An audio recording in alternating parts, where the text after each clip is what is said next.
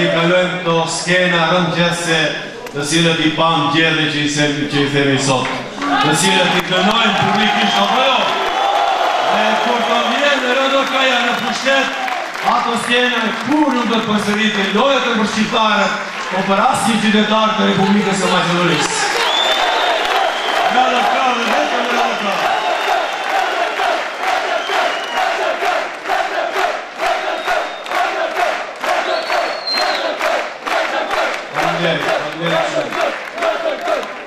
Nderuar antarë të familjes tonë të madhe të Rilindjes Demokratike Kombëtare, janë në veçanti nderuar që sot jeni në një masë të konsiderueshme me këtë entuziazëm dhe me këtë vullnet që opsionin e ndryshimeve ta transformojmë në një fitore të radhës të RDK-s në të gjitha komunat shqiptare në Maqedoni.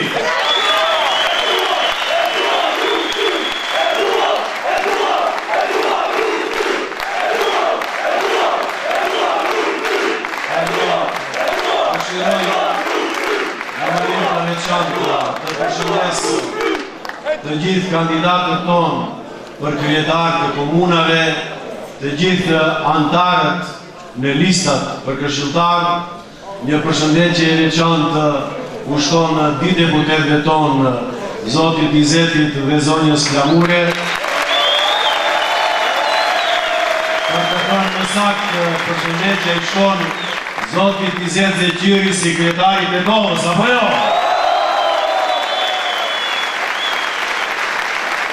Dëshiroj të përshëndes dhe të komplimentoj prezencën e përfaqësuesit të Partisë Demokratike Turke, Zotit Hadi Nezir.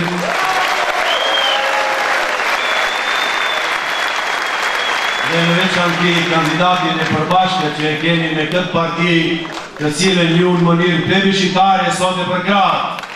E përkratë si kandidat në një nisme të re, një horizonti të ri, të një vllazërie në bashkëpunim dhe në perspektivë ndërmjet shqiptarëve dhe turqëve, dhe në këtë mënyrë u dhat një përgjigje të merituar të gjithë atyre personave kur ju duhet për marketing politik, vrapojnë të bëjnë fotografi me liderin e madh turk dhe musliman Tayyip Erdoganin, dhe sa sot ne bëjmë praktik një bashkëpunim të kësaj natyre, ato vazhdojnë me akuzat e një folklorizmi të rreshëm. Dëshirojnë sonte të japë disa mesazhe. Skenat e fundit që ka ndodhur dje dhe sot manifestojnë definitivisht dështimin e një politike përjashtuese. Manifestojnë një qëndrim asimetrik, jo të drejtë, të organeve policore ndaj protestuesve bazuar në gjërimin e tyre etnik dhe politik. Manifestojnë edhe njëherë se qëndrimi përjashtues i pozitës dhe opozitës maqedonase ndaj shqiptarëve dhe çështjes shqiptare vazhdon të jetë i njëjti. Janë skenarët e njëjtë, të cilët ne i njohim që në vitin 2011, të cilët përgatitën ndodhi të ngjashme në vigjilje të zgjedhjeve të asaj kohe. Dhe në atë kohë, ai skenar ishte i pozitës maqedonase i shoqëruar me partnerët e tyre shqiptar, ndërsa tash është një skenar i përgatitur nga pozita dhe opozita maqedonase, sepse çfarë faji u kanë shqiptarët, mijët shqiptarë të rriturit dhe të moshuarit që ato kanë vendosë të vendojnë në postin e ministrit të mbrojtjes një person që njëra palë ne preferon dhe tjetra e kundërshton. Le të shkojnë dhe atë mlef, atë nacionalizëm të tërbuar, atë shovinizëm, le ta manifestojnë atje ku është adresa e vërtet. Cili është mesazhi dhe porosia që na jepet? Mesazhi është se dëshirojmë të bëjmë shkupin me geton shqiptare, dëshirojmë të krijojmë një Liban të dytë në Ballkan, një Mitrovic të dytë. Ne nga ky vend u porosisim një mesazh në selam të qartë. Shkupi është i Loni si është e tyre. Shkupi është i shqiptarëve, maqedonëve, turqve, të gjithë që e ka në Shkup. Dhe ne nuk do lejojmë në shqiptarët të ghettoizohen në Shkup. Jemi të bindur se o politika ne i njojë mirë.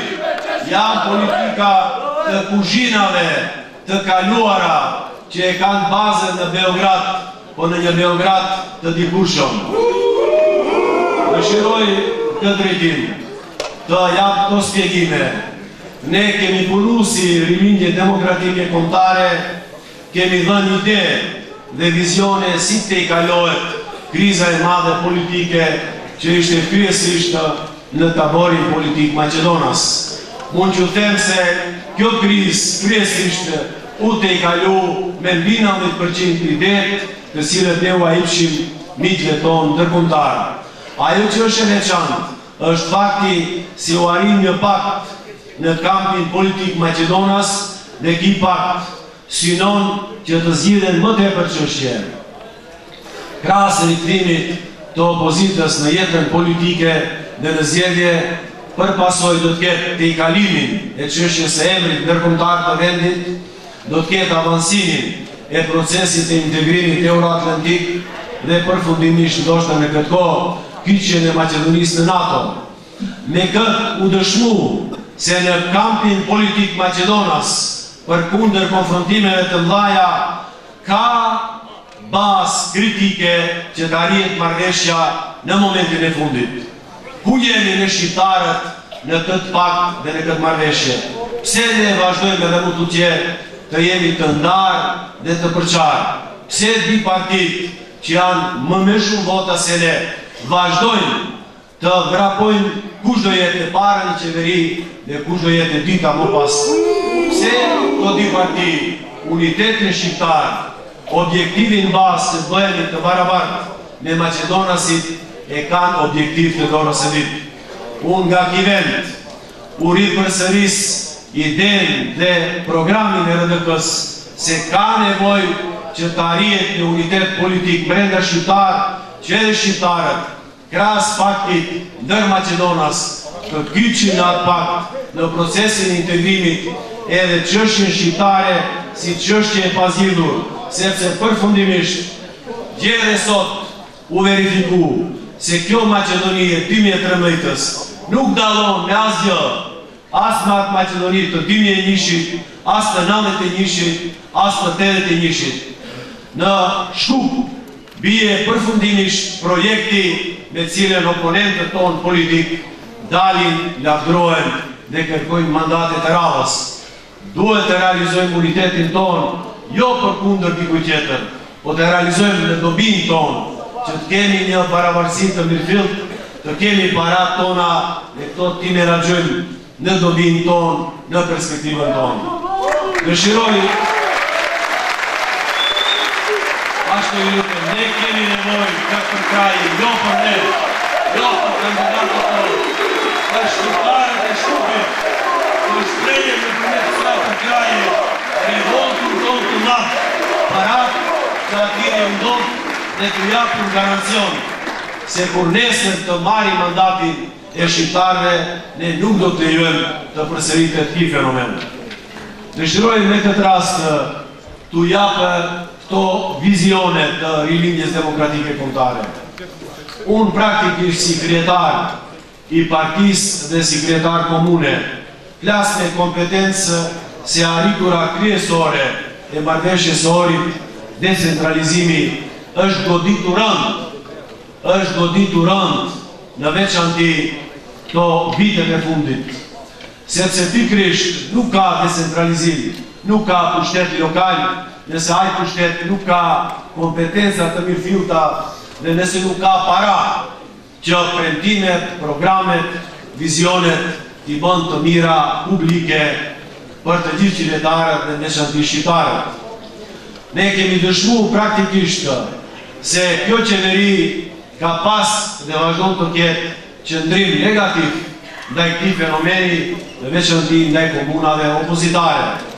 Kjo qeveri ka shkelur rënd në autonominë e komunave, kjo qeveri ka cënu dhe cënon integritetin funksional të komunave. Kjo qeveri alokon para publike vetëm në komunat kryesisht maqedonase që janë të lidhura me vëmëron. Që oponentët tanë nuk kanë të drejt morale të kërkojnë mandate në këto zgjedhje, argumenton fakti se të gjitha komunat e tyre nuk ka investime, kanë qytetarë të bllokuara, nuk ka menaxher komunal dhe lokal të suksesshëm. Ajo që i karakterizon është korrupsioni, rishfeti, dallaveria dhe pikërisht përhyrje të figurime negative. Unë jam i bindur se në këto zgjedhje shqiptarët dhe të gjithë qytetarët do të njohin programin ton, njerëzit ton, vizionin ton, mbi të gjitha një jetin ton, një jetë i cili do bën një ofertë të mirëfillt. Dëshiroj në këtë drejtim t'u jap këto garancione. Ne kemi ekipe të përgatitura të cilët kanë ditur me programe, projekte, me konkurime në fondet ndërkombëtare të vjelin miliona euro para dhe këto para investojnë në infrastrukturë, investojnë në arsim, në kulturë dhe në këtë mënyrë të krijojnë parakushte edhe për zhvillim ekonomik dhe për një mirëqenie dhe jetë më të mirë për të gjithë qytetarët. Dëshiroj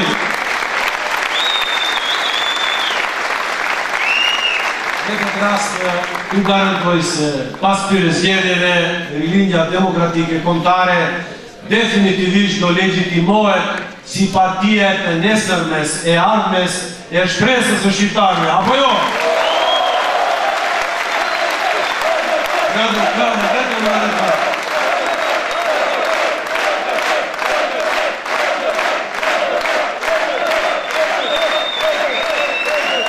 Të nderuar antarë të RDK-s, bashkëpunimi jonë shumë korekt me Partinë Demokratike Turke që do të realizon një program të përbashkët në Gostivar dhe në Vrapqisht Sinon, më tepër nga zgjedhja e dy kryetarëve të komunave respektive.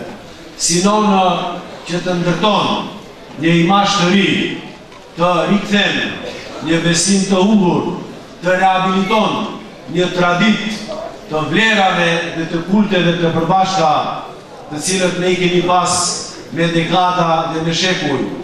Ka për simbol të arriturat e mdhaja që janë të arritura të liderit të madh të Turqisë moderne, zoti Tayyip Erdogan, dhe që do shoqërohet me përkraje serioze ekonomike, investive dhe mbi të gjitha me përgatitje të kuadrove tona që të mund të menaxhojnë me sukses komunat tona në dobi të qytetarëve tonë. Jam i bindur se ne pas këtyre zgjedhjeve do përvjelim krahët, do të djersitemi edhe më shumë nga kjo që unë sot djersitem para jush, me këto djers, me përkraje, me punë, do ta bëjmë të mira publike për ju, pavarësisht ku jetoni. Unë mendoj se shqiptarët tashmë ka një pasiv të qartë, edhe nga kandidatët e të dy partive që kanë më shumë vota se ne nga zgjedhjet e kaluara. Dhe nuk përmendi rastisht konceptin më shumë vota, sepse është nënçmim për të gjithë ne që mandatet politike të blehen me para, të blehen me para të korruptuara, me drejtime të rreshme, me kërcënime permanente, të blehen duke u larë mendjen shqiptarëve nëpërmjet mediumeve publike dhe private të cilët financohen nga partitë në qeveri. Kjo nuk ka të bëjë asgjë me demokracinë, me atë që është e vërteta, për atë për të cilën sistemet perëndimore i kanë të i kalu sistemet lindore. Mendoj se shqiptarët kanë alternativa për të krahasuar. Kanë komunën e Gostivarit, një komunë të bankrotuar në 2009 dhe një komunë sot, që është komuna reformatore dhe institucion ndërkombëtar nga institucione relevante ne kanë komunën e Tetovës, që në 2009 nuk ishte borgje, nuk ishte probleme, mirë po që sot është bankrotuar, si që janë të gjitha komunat e bankrotuara që janë menagjuar nga ana e partisë me më shumë vota të shqiptarët. To shembull, ju duhet të keni parasysh para se me vendosur të votoni cilin, të votoni numrin 1, sepse Zoti e bën të pari, sepse Rinia Demokratike Kombëtare do jetë partia numër 1, sepse kandidatët tonë janë kandidatët numër 1, sepse populli shqiptar është populli numër 1, sepse është detyruar nga Zoti.